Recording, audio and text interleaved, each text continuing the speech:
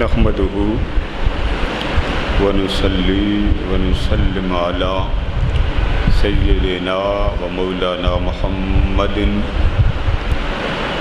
رسوله النبي الكريم بسم الله الرحمن الرحيم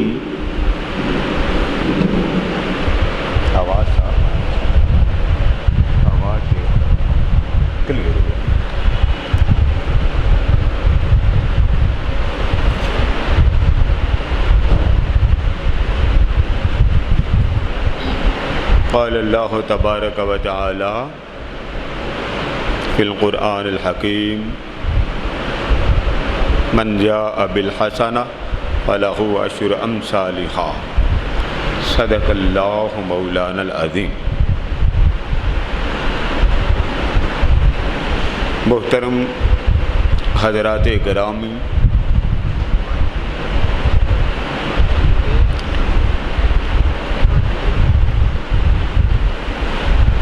گزشتہ جمعہ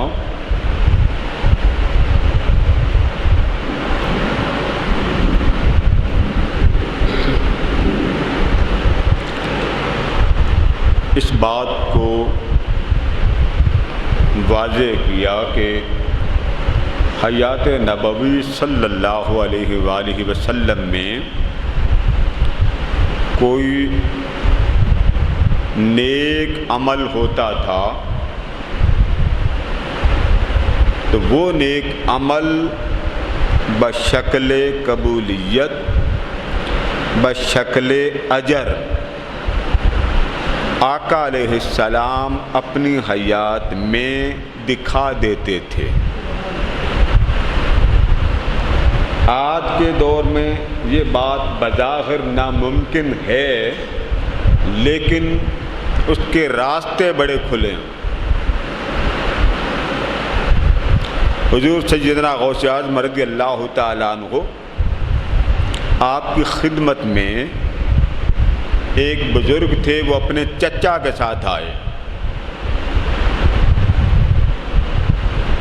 انہوں نے کوئی کتاب پڑھنی تھی علم الکلام پر، اور فیصلہ نہ کر پائے کہ میں کون سی پڑھوں۔ دو علوم تھے اس زمانے میں۔ وہ فرماتے کہ میں اپنے چچا کے ساتھ جب حضور سیدنا غوث اعظم رضی اللہ تعالیٰ عنہ کی بارگاہ میں آیا تو ابھی نماز کے لیے آپ وضو فرما رہے تھے۔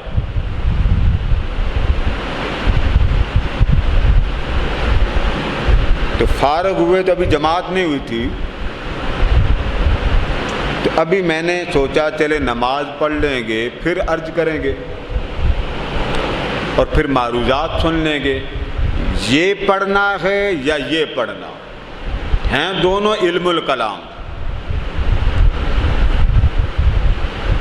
فرماتے ہیں وضو کر کے نماز کے لیے جانے لگے تو میری طرف متوجہ ہو کے فرمانے لگے بیٹے، ابھی ہم نے بات نہیں کی، فرمانے لگے بیٹے جو تو پڑھنے لگا ہے یہ علم قبر میں کسی کام کا نہیں ہے، یہ قبر والا علم ہی کوئی نہیں، تو جو قبر والا علم نہیں ہے اسے حاصل کرنے کا فائدہ کوئی نہیں۔ وہ فرماتے ہیں بات ہمارے دل میں تھی، ظاہر انہوں نے کر دی۔ اب یہ خال خال اولیاء، اصفیاء، عرفاء، اب آج کل کیونکہ جادو کا زور ہے، کوئی علم پڑھا تو آپ کی جیب کا پتہ چل جائے کتنے پیسے آپ کی جیب میں۔ یہ آپ سرکسوں میں دیکھتے ہیں، یوٹیوب پر بھی بہت کچھ آپ کو ملتا ہوگا کہ غیب کی بات آپ کو معلوم ہو جائے، مگر سارے غیب کی بات جاننے والے قبر کے مردہ اور میت کے احوال نہیں بتا سکتے، ان کی پہنچ نہیں۔ جادو کی پہنچ ہے مگر قبر کے اندر نہیں۔ آپ کی جیب میں کیا ہے، آپ نے کیا کھایا، آپ کہاں جانا چاہتے ہیں، یہ تخیلات انسان تھوڑی سی محنت کرے تو معلوم ہو جاتے ہیں۔ تو حضور اکرم صلی اللہ علیہ وسلم کی حیات میں صحابہ کرام کا یہ عالم تھا کہ صحابہ کرام آقا علیہ السلام کی صحبت کا فیض لے کر اس طرح کی بات کر جاتے تھے کہ عام بندے کو پتہ نہیں چلتا تھا کہ یہ بات کیا رہے۔ ایک شخص کا انتقال ہوا مدینہ منورہ میں، انہوں نے ان کا جسم چارپائی پہ رکھ دیا، آپس میں بحث کرنے لگے کہ اس کی ڈیتھ کیسے ہوئی۔ اب ظاہر ہے اس وقت جدید ٹیکنالوجی تو تھی نہیں، اس کا جو جسم تھا وہ چارپائی پہ پڑا تھا، لوگ ارد گرد باتیں کرنے لگ گئے، کچھ لوگ ایک سائڈ پہ جا کے کھانا شروع ہو گئے۔ اب ہمارے ہاں کے اور اس زمانے کے رسموں میں بڑا فرق ہے۔ اچانک ان کو آواز آئی، انہوں نے کہا یہ دیکھتے ہیں یہ کون بول رہا۔ یک لخت اس شخص کے جسم سے آواز آئی کہ ھذا محمد الرسول اللہ، ھذا محمد الرسول اللہ، یہ اللہ کے رسول جا رہے ہیں۔ حالانکہ آقا علیہ السلام کا تو وصال ہو چکا تھا۔ انہوں نے کہا ہم نے کپڑا ہٹایا تو وہ اٹھ کے بیٹھ گئے۔ یہ بڑے بڑے ائمہ نے یہ واقعات لکھے ہیں، مرنے کے بعد دنیا میں بڑے لوگ، بڑی امتیں زندہ ہوئی ہیں۔ انہوں نے بیٹھ کر کہا کہ میں ایک بات تمہیں بتانے آیا ہوں کہ اللہ نے تمہیں دین سچا دیا ہے اور آمنہ کا لال سچا نبی دیا، شک نہ کرنا، اسی دین پر رہنا، اسی پر تمہیں موت آئے گی، تم کامیاب ہو۔ بس تھوڑی دیر بعد ڈیتھ ہو گئی۔ حضرت موسیٰ علیہ السلام کا گائے کا ذکر آتا ہے قرآن مجید میں۔ کسی علاقے کے لوگوں نے ایک بندے کی ڈیتھ ہو گئی، اب پتہ نہیں چل رہا تھا اس کو قتل کس نے کیا تھا۔ وہ پھر ایک لمبا چوڑا واقعہ آتا ہے کہ آپ ایک گائے ذبح کریں، اس کا پیس لیں اور اس کی ڈیڈ باڈی پر ماریں، یہ اٹھ کر بولے گا۔ اسی طرح قرآن مجید میں ایک امت کا آتا ہے، بہت سے لوگ ان کے وفات پا گئے، اللہ نے پیغمبر کی دعا سے ان کو زندہ کیا۔ ہمارے ہاں ایک عام کنسپٹ ہے مر گیا بس، نہیں، پہلی امتوں میں لوگ مرے بھی ہیں اور لوگ زندہ بھی ہیں۔ یہ بڑا معروف واقعہ، ایک شخص نے حضرت عیسیٰ علیہ السلام کا ڈنڈا چوری کر لیا، وہی مارتے تھے، بندہ زندہ ہو جاتا تھا۔ اس نے سوچا عیسیٰ علیہ السلام ڈنڈے سے بڑے مارتے ہیں تو زندہ بڑا کرتے ہیں، آج میں بھی ایک پھڑکا دیتا ہوں پھر زندہ کرتا ہوں۔ بندہ تو مار دیا، اب زندہ کرنا نہ آیا۔ محلے داروں نے پکڑ لیا، انہوں نے کہا جی بندہ تم نے مارا، اب اسے زندہ کرو۔ بڑا زور لگایا کہ حضرت عیسیٰ بھی ڈنڈا ایسے کرتے، بندہ اٹھ پڑتا، میں کر رہا ہوں اٹھتا کیوں؟ پیچھے سے حضرت عیسیٰ علیہ السلام تشریف لائے، فرمایا اسے کچھ نہ کہو، بندہ زندہ میں کر دیتا ہوں، اسے چھوڑ دو۔ آپ نے اسی ڈنڈے سے اس کو فرمایا قم باذن اللہ، اللہ کو حکم سے کھڑا ہو جا، وہ اٹھ کے بیٹھ گیا۔ یہ حقائق ہیں دنیا میں۔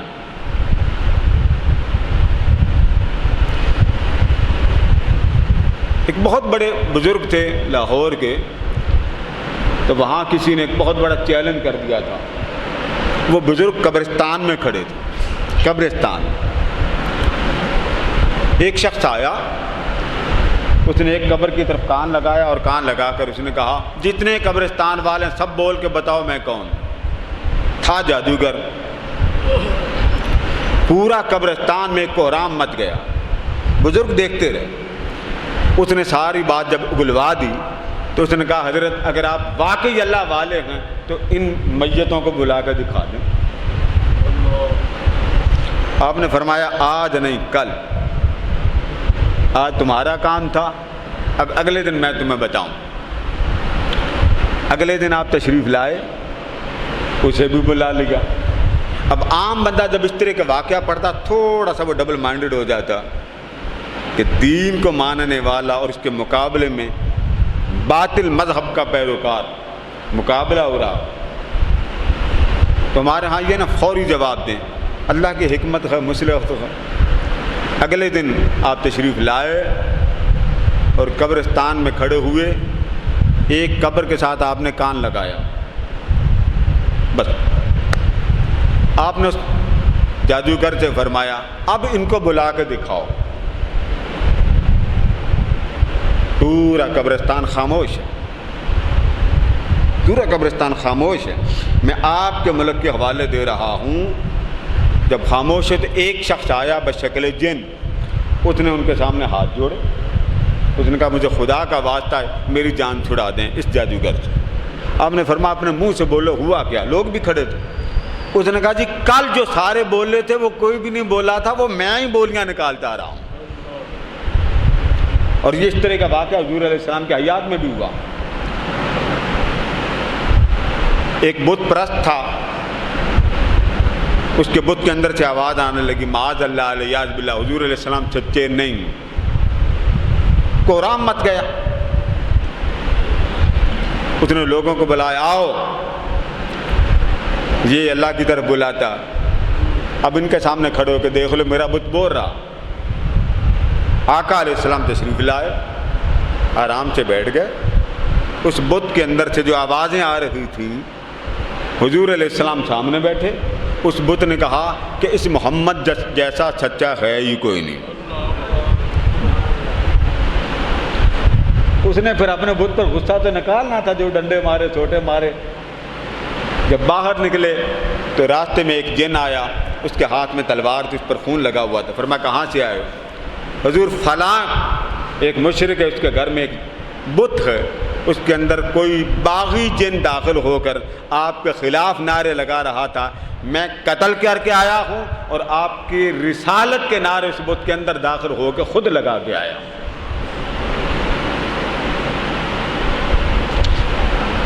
یہ حقائق, آپ دور نہ جائیں. آپ میں کئی بزرگ ابھی زندہ ہیں, میں جو بات سنانے والا ہوں یہ اخبار میں آئی ہے, غالباً سن 66 کی بات ہے غالباً. اور یہ پاکستان میں بڑا معروف. پاکستان میں ایک بات مشہور ہو گئی کہ داتا گنج بخش رحمۃ اللہ تعالی علیہ کا مزار یہاں نہیں. لوگوں میں ایک عجیب حالت. علامہ سردار احمد صاحب رحمۃ اللہ تعالی علیہ فیصل آباد سے چلے اور حضور داتا گنج بخش رحمۃ اللہ تعالی علیہ کے مزار پہ آپ نے سلام عرض کیا. سلام عرض کرنے کے بعد ایک آل نبی بیٹھے تھے, وہ پیچھے بیٹھے تھے. جہاں سامعین ناظرین آل نبی سارے بیٹھے تھے, سردار احمد صاحب حضور داتا گنج بخش رحمۃ اللہ تعالی علیہ کے مزار سے اٹھے اور پیچھے تشریف لائے. یہ اخبارات کا معروف واقعہ ہے. وہاں تشریف لائے اور وہاں آ کر انہوں نے اعلان کیا. اب اعلان بھی سن لیں. اعلان یہ کیا کہ لوگوں, اگر لوگوں نے اعلان کر دیا تھا یہ داتا صاحب کا مزار ہی نہیں ہے, ہی نہیں, آپ کا جسم اقدس یہاں ہے ہی نہیں. اب لوگ کیا کریں؟ جیسے آپ کی وہ ویکسین پر جو تماشا لگا ہوا مرنے مارنے کا, پریگننسی کا, لوگ تھے ہر زمانے میں ہوتے. حضور علیہ السلام کے مدینہ میں لوگوں نے یہ بکواس کرنی شروع کر دی تھی منافقوں نے کہ یہاں کوئی امید سے عورت نہیں ہوگی. تو حضور علیہ السلام نے فرمایا کچھ نہیں ہوتا, مدینہ میں پہلا بچہ پیدا ہوا. انہوں نے آ کے اعلان کر دیا اور کھڑے ہو کر کہا لوگوں سنو, اگر کوئی شخص شک میں مبتلا ہے, شک میں کہ داتا صاحب یہاں نہیں ہیں, میرا اعلان ہے وہ میرے ساتھ آئے اور داتا صاحب کے سامنے کھڑا ہو جائے. داتا صاحب بول کر بتائیں گے کہ میں موجود ہوں. وہ جو آل نبی بیٹھے تھے انہوں نے کہا حضور شریعت شریعت شریعت, کچھ خدا کا خوف کریں. یہ اعلان آپ کو زیب نہیں دیتے, یہ اللہ کا راز ہے. آپ نے یہ اعلان کیوں کیا؟ تب علامہ سردار احمد صاحب بولے, فرمانے لگے اعلان کا حق میرا نہیں تھا, آپ کا تھا. آپ آل محمد ہیں. میں نے اس لیے یہ کیا کہ مجھے داتا گنج بخش رحمۃ اللہ علیہ نے خود بول کر فرمایا کہ اور تو کوئی بولتا کوئی نہیں, جا میری ضمانت تو دے دے. یہ بڑے بڑے حقائق ہوئے, بڑے بڑے اعلانات ہوئے. اور ان اعلانات کے پیچھے آج بھی امام یافعی رحمۃ اللہ تعالی علیہ نے خود لکھا کتاب کہ کئی اولیاء ان کا تو تصرف ہوتا ہی ہے قبور میں، مگر بعض کو اللہ پاک نے اتنا زیادہ تصرف عطا فرما دیا ہوتا ہے کہ زندہ ان کی قبر پہ آتا ہے، فیض لے کے جاتا ہوں ان کے، پھر انہوں نے نام درج کیے اور ان کی تعداد بتائی۔ امام شافعی رحمۃ اللہ تعالی علیہ حضرت امام اعظم کے مزار پہ آتے تھے اور وہاں جا کے نفل پڑھتے، دعا کرتے۔ تو آپ خود فرماتے ہیں کہ میں جب مشکل میں ہوتا ہوں، تکلیف میں ہوتا ہوں، تو میں امام اعظم کے مزار پہ جاتا ہوں، میں مشکل کشائی کی جو دعا کرتا ہوں اللہ میری قبول کرتا ہوں۔ یہ حقائق ہوئے ہیں، ان میں شک ہمیں اس لیے پڑ جاتا ہے کہ ہمارے سامنے نہیں ہوتے۔ اس لیے اولیاء کرام نے اور عرفاء اعظام نے ہر زمانے میں دین کے ماننے والوں کے دل جب متزلزل ہوئے تو عرفاء نے دین ماننے والوں کا دین بچایا، حیات میں بھی بچاتے آئے، بعد از وصال بھی بچاتے آئے، کیونکہ انسان کا جو شعور ہے وہ محدود ہے۔ انسانی شعور اتنا تیز نہیں ہے کہ وہ حقائق کی گہرائی تک پہنچ سکے، محدود ہے، اور اللہ تبارک و تعالیٰ کے اسرار لامحدود ہیں۔ حضرت سلطان باہو رحمۃ اللہ تعالیٰ علیہ کے ایک مرید تھے، ان کے دل میں ایک وسوسہ آ گیا کہ قرآن مجید جو ہے حضرت مولا علی مشکل کشا، وہ ایک پاؤں آپ رکاب میں رکھتے تھے، اگلے رکاب میں جانے سے پہلے قرآن ختم ہو جاتا، وہ مانتے نہیں تھے، کہتے میرا دل نہیں مانتا۔ خواب میں حضور سخی سلطان باہو رحمۃ اللہ تعالیٰ علیہ کی زیارت ہو گئی، تو آپ نے فرمایا تمہارا اشکال یہ ہے کہ قرآن ایک لمحے میں مکمل نہیں ہوتا۔ تو فرمانے لگے انسان کے جو اندر مسام ہیں، یہ ان کی تعداد قرآن کے حروف سے زیادہ ہے۔ جو مسام ہیں قرآن کے حروف ہیں 6666 تقریباً، اور انسانی مسام جو ہیں وہ ان کی تعداد زیادہ۔ تو فرمایا اگر ایک جز بھی قرآن مجید کا ہر مسام کے حوالے کر دیا جائے تو ایک لمحہ، وہ تو جاتے ہوئے مولا علی کو تو پھر بھی اتنا وقت لگتا تھا، اس سے پہلے قرآن شروع کرنے کے ساتھ ہی بندہ قرآن ختم کر لیتا، تب جا کے مانے، کیونکہ عقل اور شعور اس میں تنازع صدیوں سے رہا۔ اب دیکھیں نا، آپ کو کوئی کہہ دے اللہ نہیں ہے، اس کا وجود نہیں، کیسے سمجھائیں گے؟ قرآن، آپ وہ قرآن ہی نہیں مانتا جو بات کر رہا، آپ کیسے سمجھائیں؟ آپ کون سے علم سے ان کا مقابلہ کریں گے؟ لیکن نہیں ہے، بس ہے ہی نہیں، یہ باہر کی دنیا میں نہیں مانتے۔ اس کا اثر یہ ہمارا معاشرہ اس چیز کو لیتا، اس پر پھر عرفاء آگے آئے کہ ہر شے نظر آنے والی، پھر بڑے بڑے اس علم الکلام کے ذریعے ایمان بچائے، بڑے بڑے عرفاء تھے۔ حضرت معروف کرخی رحمۃ اللہ تعالیٰ نے، حضرت خواجہ اویس کرنی، وہ تو بہت بڑے امام تھے، آپ اندازہ کریں زندگی میں حضور علیہ السلام سے کبھی ملاقات نہیں ہوئی، خواجہ اویس کرنی رضی اللہ تعالیٰ نے کبھی آخری زندگی میں آقا دو جہاں علیہ السلام کا دیدار نہیں کیا۔ مولا علی اور حضرت عمر فاروق رضی اللہ تعالیٰ عنہ ملنے آئے تو ایسے ہی حضرت اویس کرنی نے ایک سوال کر لیا، پوچھا آپ حضور علیہ السلام کے قریب رہتے ہیں، دیدار کرتے ہیں، مجھے ایک بات کا جواب تو دے دیں۔ انہوں نے پوچھا جی فرمائیے۔ اب مدینے کی صحبتیں، قربتیں اور آقا دو جہاں علیہ السلام کے چہرے کے انوار لینے والے صحابہ بیٹھے کس کے پاس ہیں؟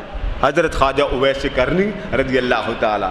تو حضرت اویس کرنی رضی اللہ تعالیٰ انہوں نے ایک سوال کیا کہ بس اتنا بتا دیں کہ میرے محبوب کی داڑھی مبارک میں جو بال سفید تھے ان کی تعداد کتنی تھی؟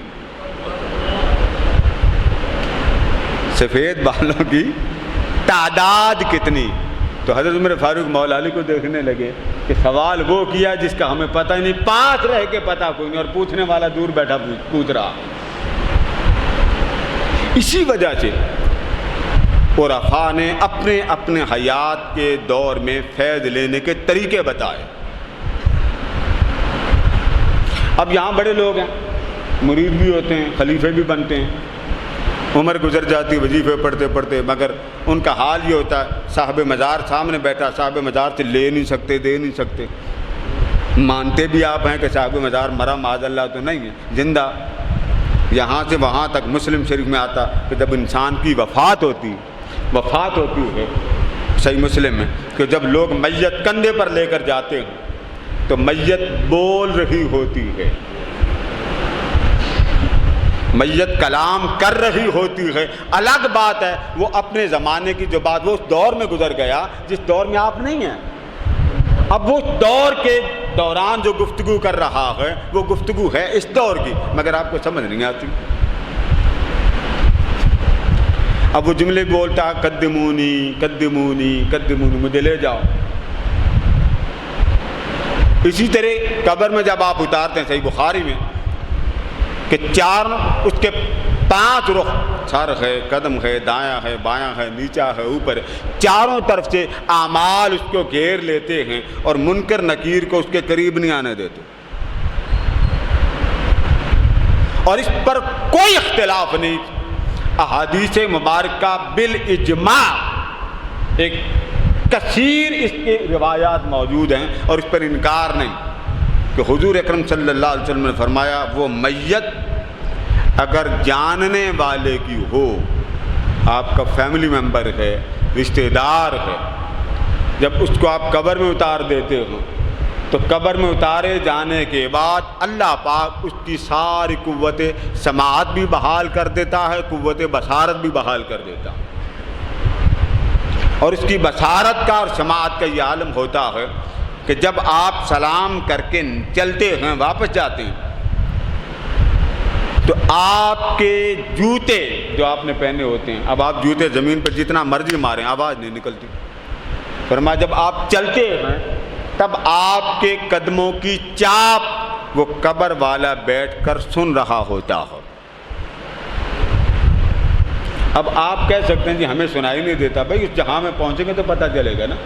سنائی تو تب بھی نہیں دیتا تھا جب آپ کو اللہ پاک نے جسم بنا کے دیا تھا، تب آپ قرآن کہتا کہ تب میں نے بلایا تھا تمہیں اور لبیک لبیک کے تمہارے زبانوں سے نعرے لگوائے تھے، بولتے تو تب بھی تھے، اس وقت روح بھی نہیں تھی، روح کا انسانی وجود کے اندر داخلہ بھی نہیں ہوا تھا۔ فرمایا تب بھی میں نے بلایا تھا، تو تب بول سکتے تھے، اب کیوں نہیں بول سکتے؟ اب تو روح بھی موجود ہے۔ بھئی موتیں دو ہیں، زندگیاں دو۔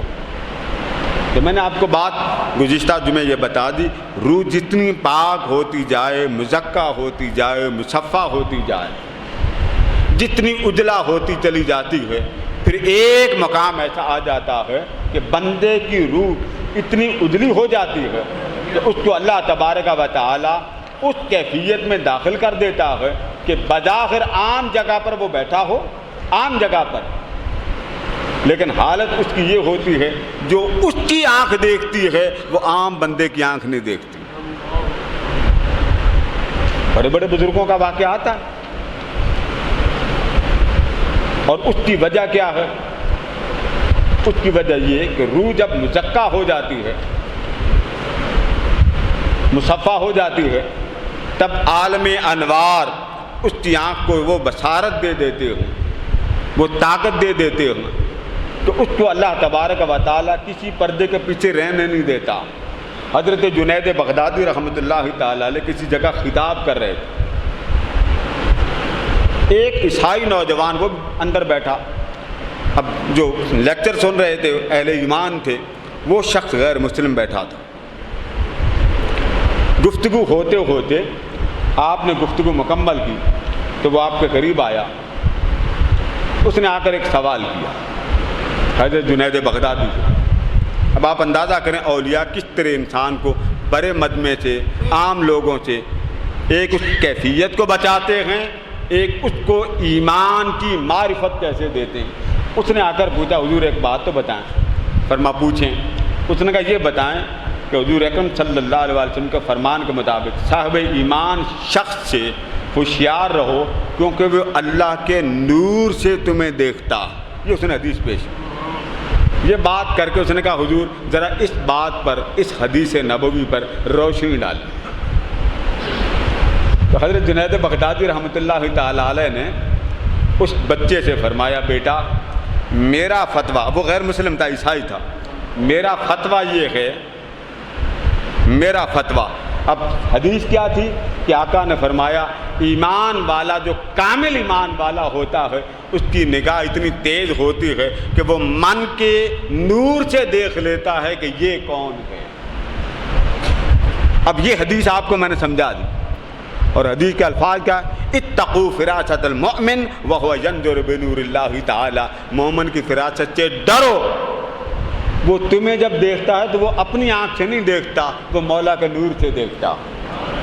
ٹھیک ہے. اب یہ بات اس نوجوان نے کہہ دی تو آپ نے جواب میں کیا فرمایا؟ غیر مسلم تھا، عیسائی تھا، شرح نہیں کی. تو آپ نے فرمایا بیٹے میرا فتویٰ یہ ہے کہ تمہیں مسلمان ہو جانا چاہیے.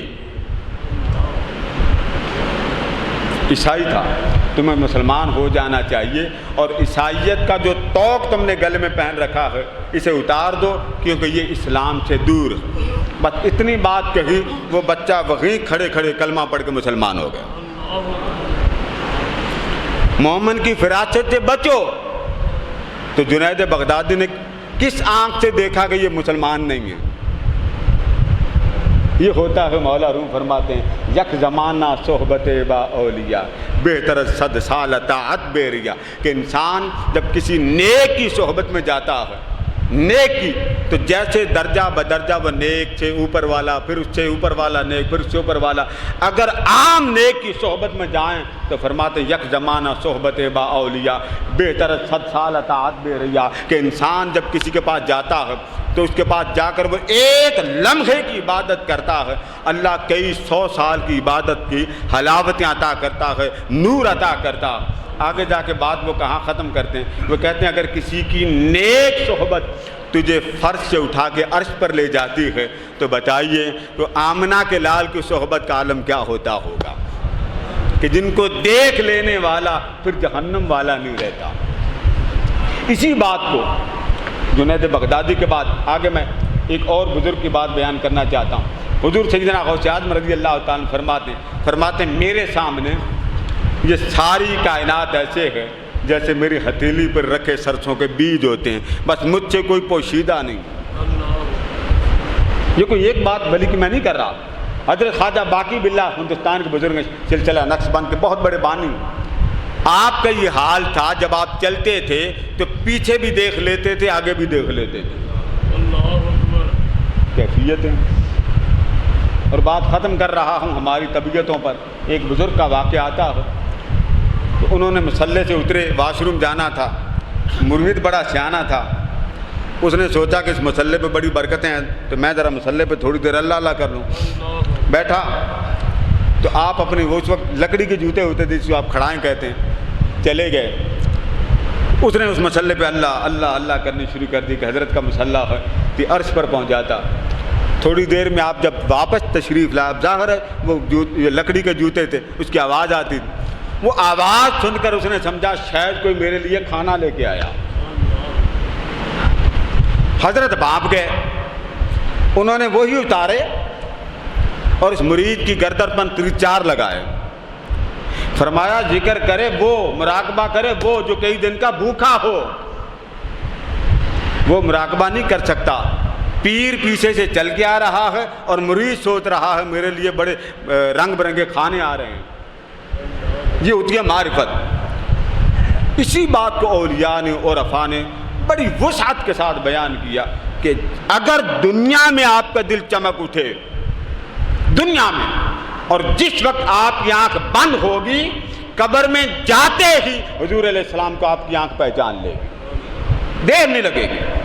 اور اگر ڈاما ڈول رہے، نماز پڑھ لی، روزہ رکھ لی، بات جی ٹھیک ہے، پھر آپ کے ایمان کو استقامت دینے والے اعمال اگر مضبوط ہوئے، یثبت اللہ الذین آمنوا بالقول الثابت، اللہ پاک نے فرمایا حبیب اگر کوئی آپ کا امتی ایمان پر ثابت قدم رہ جائے، مستقل مزاج رکھے، جم کے رکھے، ایسے نہیں ووٹ لینے آئے تو ایمان اور ہو اور جب ووٹ کا دور گزر جائے تو ایمان اور بن، ایسے نہیں، ایمان بنانا ہے تو اس کا ایسا بن کے رکھیں، اپنا ہو یا بیگانہ ہو، کسی کو پہچاننا ہو پہلے اللہ کے کلام کو دیکھیں کہ میں جس کے ساتھ پوٹ کر رہا ہوں وہ اللہ کے کلام کے مطابق بھی صحیح ہے کہ نہیں ہے، اس کے بعد کہے جی ٹھیک ہے دل بھی میرا آپ کا، ہم بیعت بھی کر لیتے ہیں اور بیعت کے بعد مرضی بھی کرتے ہیں۔ اللہ پاک ہمارے حال پر رحم فرمائے۔ بسم اللہ الرحمن الرحیم، اللہم صلی وسلم علی سیدنا و مولانا محمد وعلی آلہ وصحبہ وبارک وسلم۔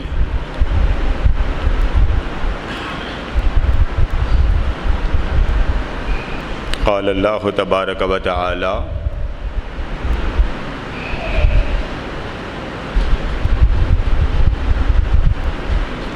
ان الحسنات یذہبن السیئات،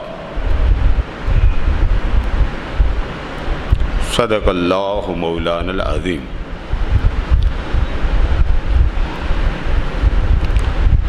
محترم حضرات گرامی،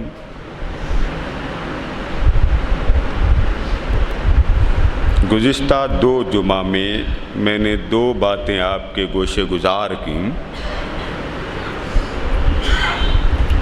کہ حیات نبوی صلی اللہ علیہ وآلہ وسلم میں کوئی شخص عمل کرتا تھا تو اس کا عمل قبول ہوتے ہوئے نظر آتا تھا،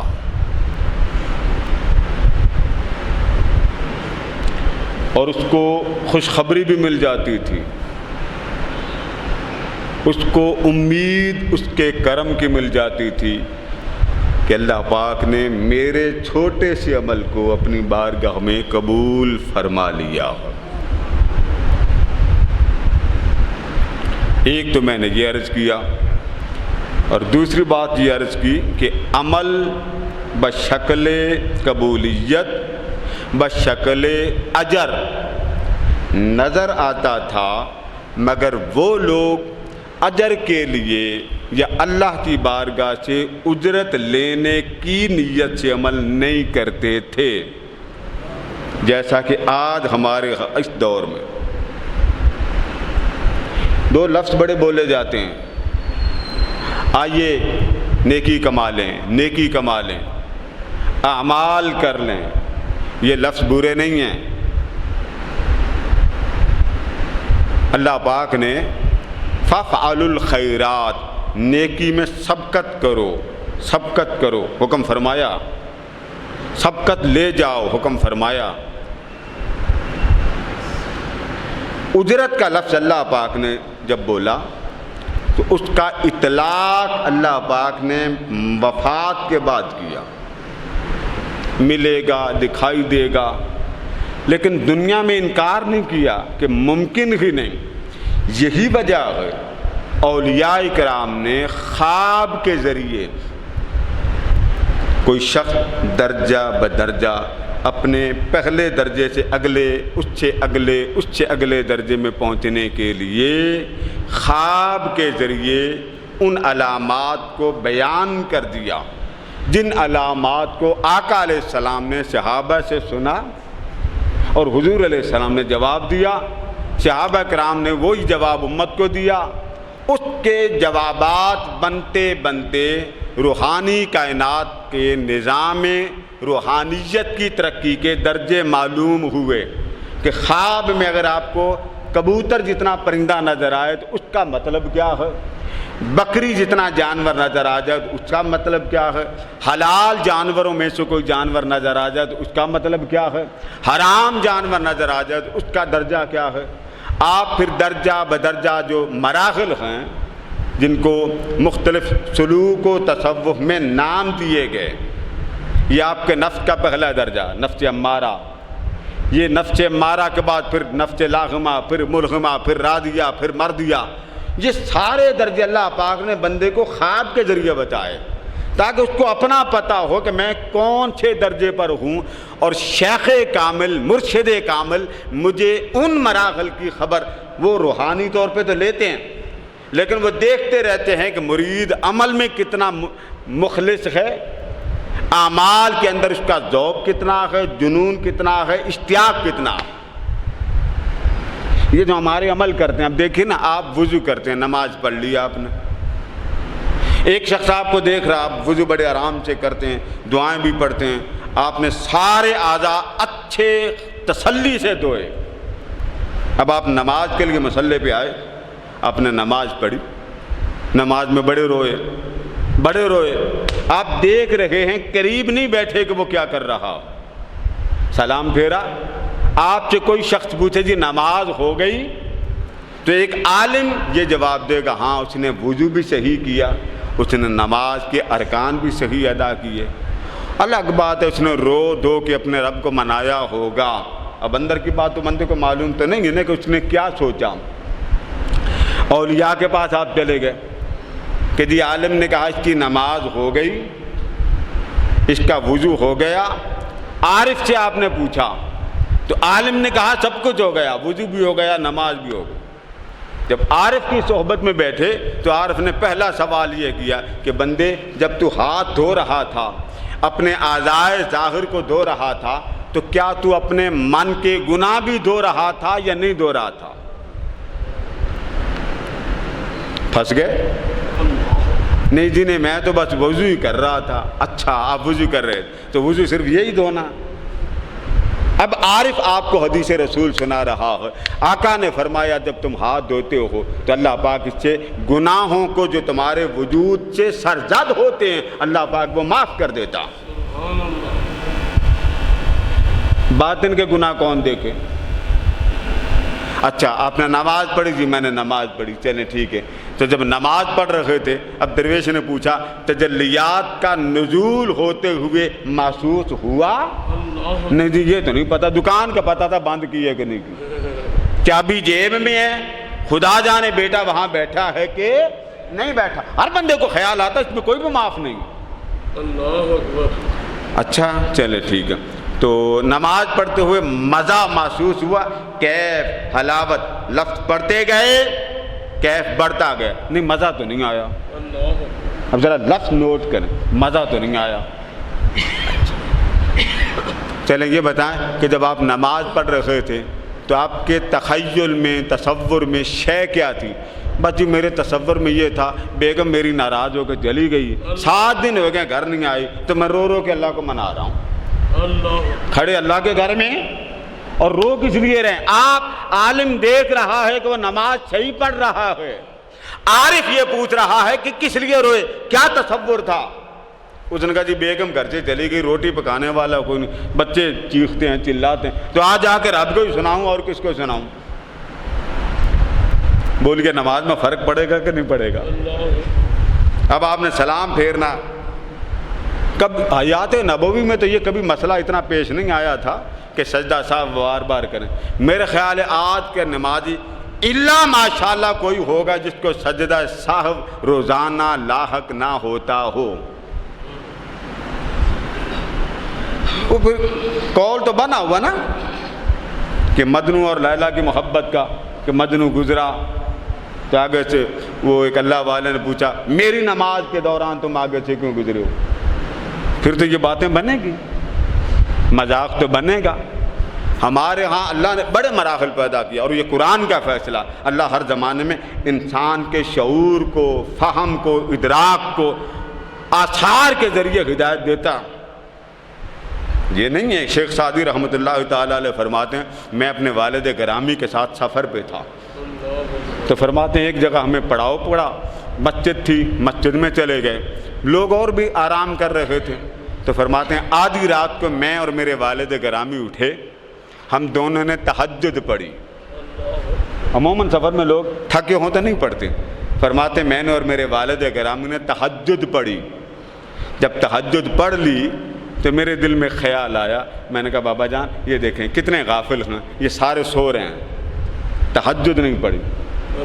تو میرے والد گرامی نے فرمایا بیٹا تجھے یہ جملہ زیب نہیں دیتا تھا، تجھے کیا خبر ان کا سونا اللہ کو پسند آیا ہے یا ہمارا جاگنا اللہ کو پسند آیا، کیا خبر۔ وہ دیدار کرانے پہ آ جائے تو سوئے ہوئے کو معراج پہ بلا لیتا، یہ تو اس کی کرم نوازی ہے، اپنے بندے کے ساتھ محبت ہے، پیار ہے۔ حضور سیدنا غوث اعظم رضی اللہ تعالیٰ عنہ ممبر پر تھے، ممبر پر تو ایک بزرگ کامل سامنے سامعین میں بیٹھے تھے، وقت کے وہ بہت بڑے ولی کامل تھے، تو حضور غوث اعظم خطاب کر رہے تھے، خطاب روکا، فرمایا خاموش، آواز نہ آئے۔ زائرین کہتے ہیں سانس لینے کی صرف آواز رہ گئی تھی، ادروائز کوئی آواز سماعت کانوں کے ساتھ نہیں ٹکراتی۔ حضور غوث اعظم رضی اللہ تعالیٰ عنہ ممبر سے نیچے اتر آئے، نیچے اترے، وہ جو سامنے بزرگ تھے ان کے پاس جا کے ہاتھ باندھ کے کھڑے ہو گئے۔ اب ظاہر نظر کیا آ رہا ہے، سامعین ہیں، سننے والے ہیں، وہ ایک بزرگ ہیں آنکھ بند کر کے سو رہے ہیں، حضور غوث پاک کھڑے، بظاہر یہ نظر آتا۔ وہ بزرگ مراقبہ سے اٹھے، آنکھ کھولی، دیکھا حضور غوث اعظم سامنے کھڑے ہیں، تو حضور سیدنا غوث اعظم رضی اللہ تعالیٰ عنہ اسے خطاب کر کے، حضرت خیتی رحمۃ اللہ علیہ ان کا نام تھا، ان کا خطاب کر کے فرمایا آپ نے ابھی رسول اللہ صلی اللہ علیہ وسلم کا دیدار کیا ہے؟ اب میں پھر کہہ رہا ہوں آپ کو، بار بار کہہ رہا ہوں، ہم لوگوں نے یہ جو عبادت، نماز، روزہ، زکوٰۃ، نماز، روزہ، زکوٰۃ اپنی جگہ پر حق، بابا کچھ ایسی چیزیں ہیں جو نظر نہیں آتی، فیل ہوتی ہیں۔ تو حضرت خیتی رحمۃ اللہ تعالیٰ علیہ فرمانے لگے ہاں میں نے حالت مراقبہ میں دیدار کیا۔ فرمایا خیتی تم نے حالت مراقبہ میں دیدار کیا، غوث اعظم نے آنکھ کھول کے دیدار کیا۔ یہ جو اولیاء کو نظر آتا آپ کو نہیں نظر آتا، مر جاتے ہیں وظیفے پڑھ پڑھ کے، ٹیل لگا لیتے ہیں، پوری شکل اپنے مرشد جیسی بنا لیتے ہیں، نظر پھر بھی نہیں آتا۔ عقل چاہیے۔ آقا نے فرمایا ان اللہ لا ينظر الى صورکم، اللہ کی نگاہ تمہاری چہروں پر نہیں پڑتی کہ کیسے چہرے بنے، نہیں، ان اللہ لا ينظر الى صورکم واعمالکم، انہیں تمہارے عمل سے کوئی غرض نہیں، وہ مالک ہے، وہ بے نیاز ہے، عمل کرتے ہو تم اپنے لیے کرتے ہو۔ ہاں وہ کیا دیکھتا، وَلَٰكِن يَنظُرُ إِلَىٰ قُلُوبِكُمْ، بس وہ تمہارے من کو دیکھتا ہے، من میں مجھے کس طرح یاد کرتا، وَنِيَّاتِكُمْ، اور تمہاری نیت کو دیکھتا ہے کہ تمہاری نیت عمل کرتے ہوئے کیا تھی۔ حضور اکرم صلی اللہ علیہ وسلم نے صحابہ کرام کو فرمایا، ایک دفعہ جاتے جاتے فرمایا سنو، میں تمہارے آگے سے بھی دیکھتا ہوں، تم مجھے سامنے دیکھتے ہو، فرمایا یہ نہ سمجھنا کہ محمد آگے سے ہی دیکھتا ہے، میں پیچھے سے بھی ایسے دیکھتا ہوں جیسے آگے سے دیکھتا ہوں۔ یہ بات سب صحابہ کو معلوم۔ بخاری کے الفاظ ہیں کہ حضرت عباس رضی اللہ تعالیٰ حضور کے سگے چچا پکڑے گئے، اور جس رات پکڑا جانا تھا اس سے ایک رات پہلے اپنی وائف سے فرمایا، بخاری کے الفاظ ہیں، اپنی وائف سے فرمایا بی بی جی اگر میں صبح پکڑا گیا تو یہ جو سونا پڑا ہے یہ فلاں فلاں کو دے دینا، اور اگر میں بچ گیا تو میں خود ہی کر لوں گا، بانٹ لوں گا۔ اللہ کا کرنا صبح پکڑے گئے تو حضور علیہ السلام نے جب دیکھا نا چچا پکڑا گیا تو آقا کریم نے فرمایا چچا جی کچھ دے کے جان چھڑا لیں، کچھ دیں جان چھڑا لیں۔ تو آپ فرمانے لگے نہیں آقا میں بڑا غریب ہوں، میں کیا ہوں بولیے نا، بڑا غریب ہوں۔ قربان جائے، آقا نے پھر فرمایا چچا جی کچھ دے کے جان چھڑا لیں، پھر فرمانے سونا میں بڑا غریب ہوں۔ تیسری بار جب انہوں نے کہا نا آقا میں بڑا غریب ہوں، فرمایا رات کو چچی کو کیا نصیحت کر کے آئے تھے کہ اگر میں پکڑا گیا یہ اتنے کلو جو سونا فلاں فلاں کا حصہ دے دینا، بچ گیا تو خیر ہے وہی قدموں پہ گر گئے اور یہ جملے کہے محمد اس کو کہتے ہیں جو گھر کی خبر کرتا ہے۔ ایک بہت بڑے محدث ہیں، سیرت ابن حشام میں یہ واقعہ موجود ہے۔ حضور علیہ السلام کے ساتھ ایک خاتون کی شادی ہوئی۔ اب یہ مقام نبی ہے، تو کیا نبی کے مقام کے تصدق سے اولیاء کو روحانی فیض نہیں ملتا؟ جب اللہ نے اس کا اظہار کر دیا، بتا دیا محبوب علم کی 3 قسمیں ہوں گی۔ ایک علم وہ ہوگا جو صرف تیرے اور میرے درمیان ہوگا، اس کی کوئی خبر کسی اور کو نہیں دیں گے۔ ایک یہ جو آپ پڑھتے ہیں الف لام میم صاد کاف ہا یا عین صاد، یہ کیا؟ یہ حروف مقطعات ہیں۔ ہر مفسر نے آگے لکھا اللہ و رسولہ عالم، اللہ جانے اور اس کا رسول جانے کے معنی کیا؟ فرمایا حبیب ایک علم تیرا اور میرا بس۔ دوسرا علم فرمایا جس کو چاہنا دے دینا،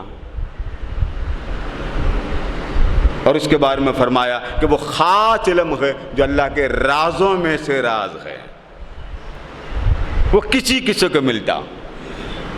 اور وہ کیسے ملتا ہے؟ حضرت زید بن حارثہ صبح کے وقت آئے تو آقا نے فرمایا زید کیف اصبحت یا زید بن حارثہ، اے زید یہ بتا تیری صبح کس حال میں؟ ہم رو رو کے سوتے ہیں اور ٹینشن لے کے سوتے، خدا جانے صبح ہمارا کام یہ مال سیل ہو کہ نہ ہو۔ ان کا بھی رات دیکھ لیں اور دن دیکھ لیں کہ جن کے پاس بزنس نہیں تھے، روزگار نہیں تھے، کوئی انڈسٹریاں تو نہیں تھیں، تو عرض کرتے ہیں اصبحت مؤمنا کاملا۔ آقا آپ مجھے فرما رہے ہیں میں نے صبح کس حال میں کی؟ فرمایا میرا ایمان کامل تھا اور کامل ایمان والا ہو کر میں نے صبح کی۔ تو آقا نے فرمایا جو یہ بات تم کہہ رہے ہو اس پر کوئی دلیل ہے؟ اب کیونکہ حدیث بڑی نازک ہے میں اس کا سادہ مفہوم آپ کو سمجھا دیتا ہوں۔ آقا آپ نے دلیل پوچھی، اس پر کوئی دلیل دوں؟ تو عرض کرتے ہیں آقا حال میرا یہ بن گیا ہے کہ جب دن ہوتا ہے میں پیاسا ہو جاتا ہوں۔ اب سوال یہ ہے کون سی پیاس؟ پانی کی؟ نہیں۔ آقا جب دن آتا ہے میں پیاسا ہو جاتا ہوں، کس چیز کا پیاسا؟ فرمایا آقا دل چاہتا ہے رات آئے محبوب مکھڑا دکھائے۔ میرا حال یہ ہو جاتا ہے رات جلدی آئے، کیونکہ دن آ جاتا ہے لوگوں کے سامنے میں محبوب سے بات نہیں کر سکتا، اور جب رات آتی ہے تو میرا حال یہ بن جاتا ہے کہ میرا مولا میرے سامنے ہوتا ہے، مجھے سامنے بٹھا لیتا ہے، پردے ہٹا دیتا ہے، جلوے دکھا کے اپنی زبان سے پوچھتا ہے بول بندے کیا کہتا ہے۔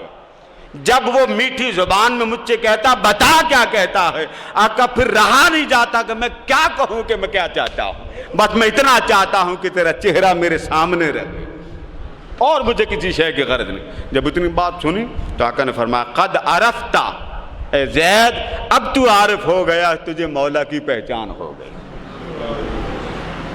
ہمارے ہاں لوگ مرید ہوتے ہیں، سال گزر جاتے ہیں، پگڑی باندھ لیتے ہیں، وضاحت ساری پیر صاحب جیسی، کسی قبر کے پاس لے کے جا کے کہنا ذرا اس مردے سے بات کر کے دکھا، نہیں آتی۔ میت سے بات کروانا سکھانا شیخ کا کام ہے۔ آپ مسلمان ہیں، آپ قرآن مانتے حدیث مانتے ہیں، میت سے بات کیوں کرانا ضروری؟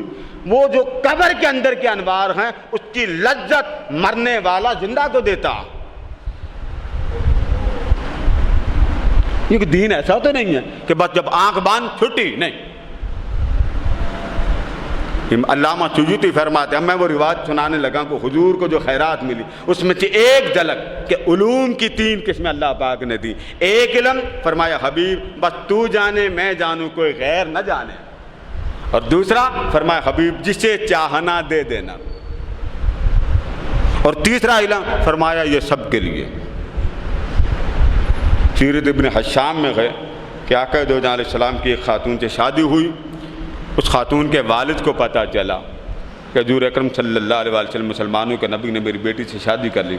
وہ اونٹ لے کے چلا کہ چلو میں یہ دے دیتا ہوں، تو حضور علیہ السلام سے وہ لے آتا ہوں، کیا اس کو کہتے ہیں، مال، جو مال تھا وہ اونٹ ہی تھا، یہ میں دے دیتا ہوں اور دے کر میں اپنا مال لے لیتا ہوں، تو مجھے آسانی رہے گی۔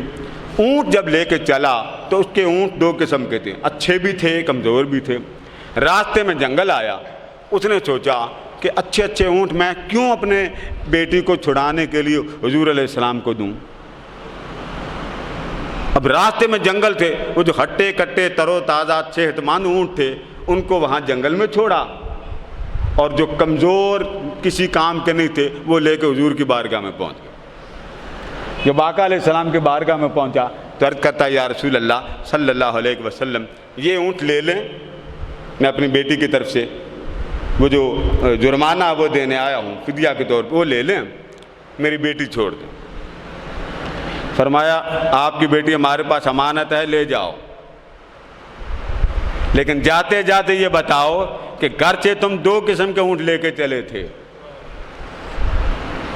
گھر سے دو قسم کے اونٹ لے کے چلے تھے، کمزور لے آئے ہو، ہٹے کٹے کہاں چھوڑ کے آئے ہو؟ وہیں قدموں پہ گرا، اس نے کہا کہ محمد اسے کہتے ہیں جو ہر حال کی خبر رکھتا ہو۔ اس کو کہتے ہیں معرفت والا روحانی علم۔ اس میں انسان کی ظاہر آنکھ، آپ یہ دیکھیں نا، یہ جو ڈاکٹر ہوتے ہیں اسپیشلائزیشن کے بعد ایم ڈی جو ہوتے ہیں، اس کے آگے بھی ڈگریاں ہوتی ہیں، وہ بیٹھا ہو نا تو عام ڈاکٹر بیٹھا ہو، حکیم بٹھا دیں، ڈاکٹر بٹھا دیں، کوئی روحانی بٹھا دیں، اگر ایکسپیرینس ہو، تجربہ ہو، وہ اگر اس کو یہ مشینوں پہ اتنا کانفیڈنس نہ ہو، آج کے دور میں کیونکہ بہت زیادہ ہی مشینوں پہ اعتبار، یہ ٹیسٹ کروائیں اس مشین سے، وہ ٹیسٹ کروائیں اس مشین سے، سامنے 10 مریض بٹھا دیں، وہ جو ایم ڈی ہے، جو بڑا ایکسپیرینس والا ہے، ایکسپرٹ ہے، وہ ایک لمحے میں بتا دے گا اس کو کیا کیا مرض ہے۔ ایسے ہی ہے، بولیے نا۔ پیچھے چلے جائیں 60-70 سال، ڈاکٹر کی تو اتنا ویلیو نہیں ہوتی تھی، حکیم کو مانا جاتا تھا، اس وقت حکیم چلتے ہوئے بتا دیتا تھا اس کو فلاں دن یہ مسئلہ ہوگا۔ یہی حال اولیاء، اصفیاء، عرفاء کی ہوتی، جب وہ بیٹھتے ہیں تو وہ دیکھ کے بتا دیتے ہیں کہ یہ بندہ اس سطح پر پہنچا ہے۔ ظاہر میں انسان کے تن کا ڈاکٹر میڈیکل کے ذریعے بتاتا ہے اس کو کون سی ٹریٹمنٹ چاہیے، کون سی میڈیسن چاہیے۔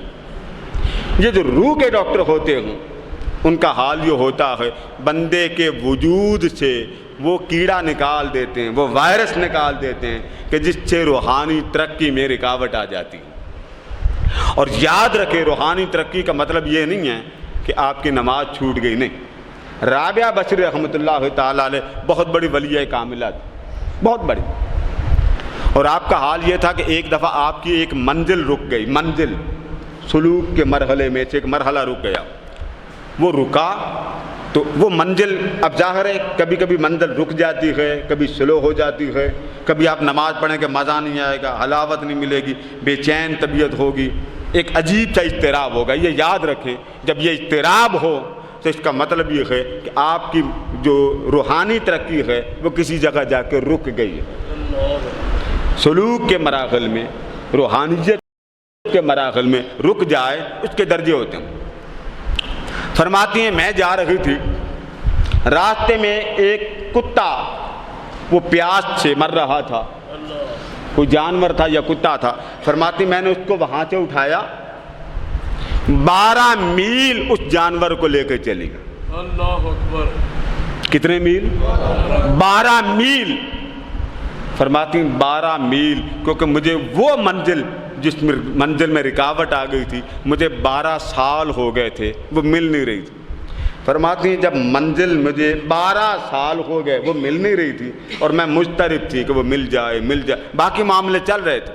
فرماتی وہ جانور لے کے جب میں 12 میل گئی تو 12 میل کے بعد اس جانور کو پانی ملا، بس ادھر پانی ملا، ادھر 12 سال کی مجھے وہ منزل جو میرے ہاتھ سے نکل گئی تھی، اللہ پاک نے اس عمل کے صدقے میری منزل مجھے دوبارہ عطا کر دی۔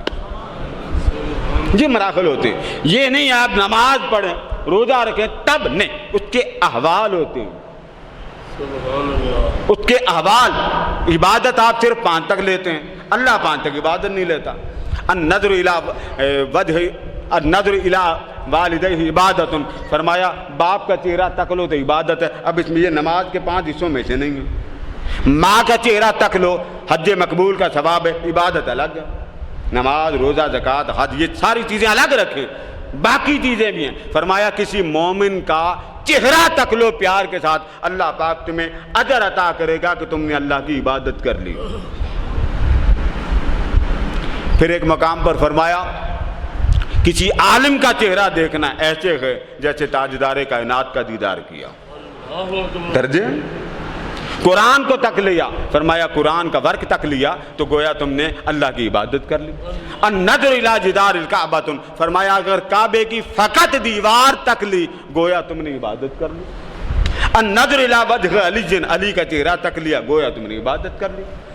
یہ مراحل ہیں, اسی لیے اللہ پاک نے ان مراحل میں انسان کو شیخ کی طلب پیدا فرما دی. فرمایا بندے کسی صحبت والے کے پاس جا. یہی وجہ تھی کہ اللہ پاک نے محبوب کو جب فرمایا نا, غریب آتے تھے, کوئی فقیر آتے تھے تو حضور صلی اللہ علیہ وسلم ان میں بیٹھے ہوتے, تو امیر جب آتے تو کریم آقا جب اٹھنے لگتے کہ چلو میں امیروں کی بات سنوں, فوری طور پہ اللہ پاک نے فرمایا وَاصْبِرْ نَفْسَكَ مَعَ الَّذِينَ يَدْعُونَ رَبَّهُمْ بِالْغَدَاةِ وَالْعَشِيِّ. محبوب ان غریبوں کو, فقیروں کو جو فقط رب کا مکھڑا تکنے کے لیے تیری صحبت میں آتے ہیں, انہیں چھوڑ کر کیوں جاتا ہے؟ ان کی صحبت میں بیٹھ اور اپنے مکھڑے کے دیدار کی لذتیں دے, کیونکہ یہ رب کے ہیں, وہ رب کے نہیں ہیں. اللہ اکبر. ایک صحابی تھے, ان کا ایک عمل کہ حضور علیہ السلام بیٹھے تو اچانک پیچھے سے آئے, نابینے تھے, اور جب پیچھے سے آئے تو اونچی آواز میں بولے کہ علمنی کما علمک یا رسول اللہ, یا رسول اللہ مجھے بھی علم دیں جیسے اللہ نے آپ کو علم دیا. رئیس بیٹھے ہوئے تھے حضور علیہ السلام کے آگے, اور آقا دعوت دے رہے تھے, تبلیغ فرما رہے. کریم آقا جلال میں آئے تو جلال میں چہرے یکدت پر آثار بدل جاتے ہیں.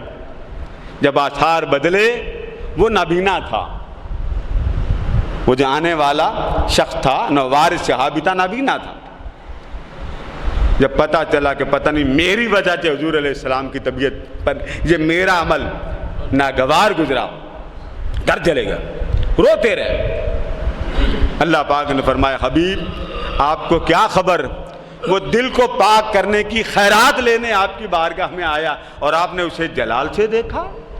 محبوب وہ آپ کی محبت کی چاہت اور خیرات کا واسطہ لیتے ہوئے میرے تک پہنچا تھا, تو اسے آپ نے جلال سے کیوں دیکھا؟ بس اتنا سننا تھا.